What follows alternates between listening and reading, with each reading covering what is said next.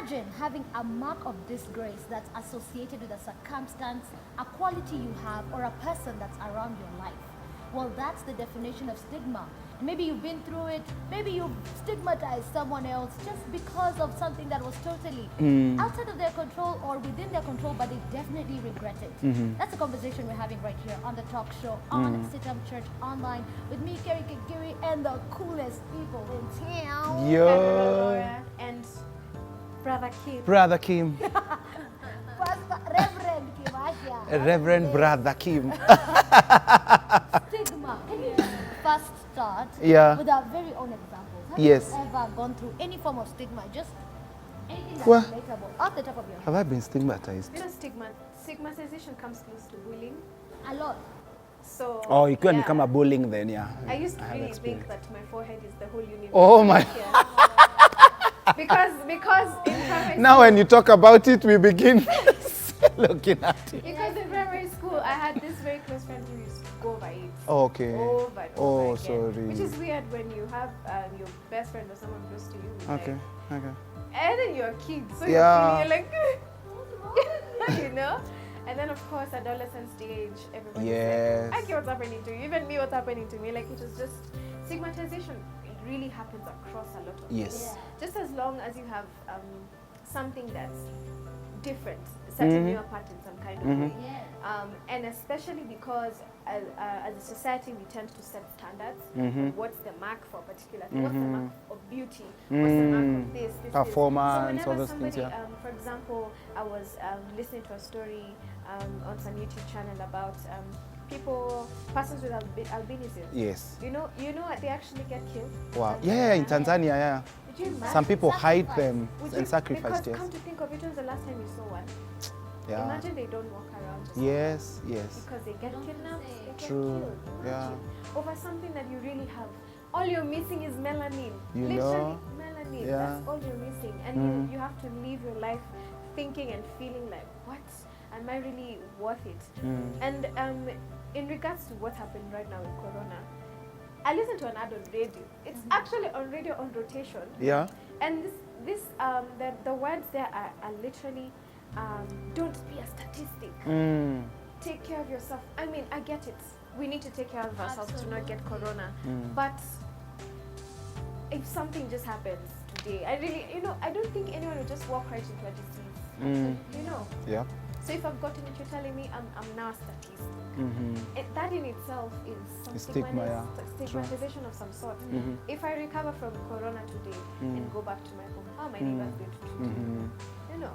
So, Corona.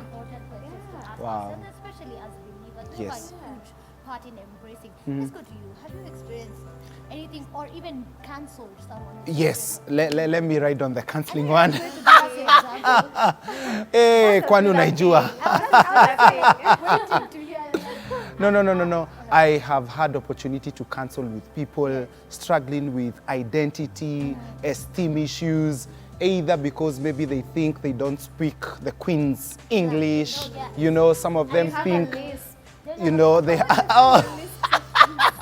Travis Green and Masachino have listed. You know? So there are people who can't comfortably speak even the English that we're speaking now. And that in itself makes them feel so down, they feel they are stigmatized.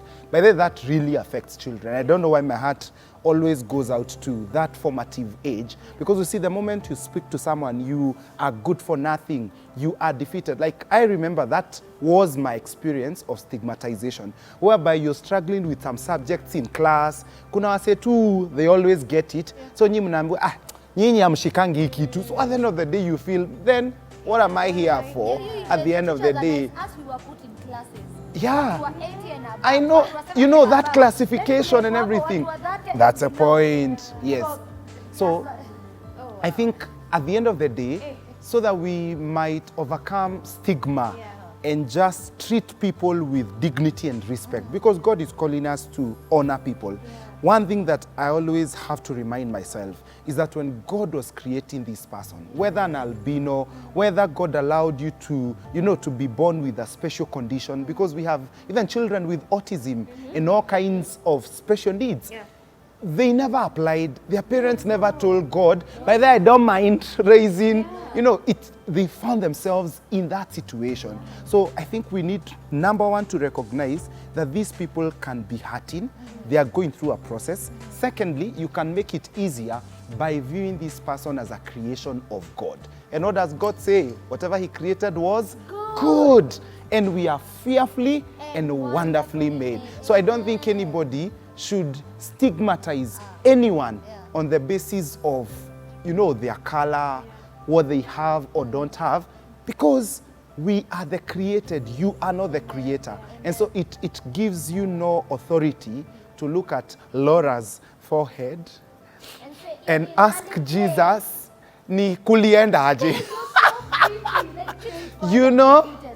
Anyway, I think that's my kidogo wisdom on this matter. The greatest form of stigma is just being from the community I'm from. Ah. I hear it Oh, in Kenya. And everyone labels me. I go somewhere, I'm on a show. It's like, what's your name? Kerry Kagiri? Yeah.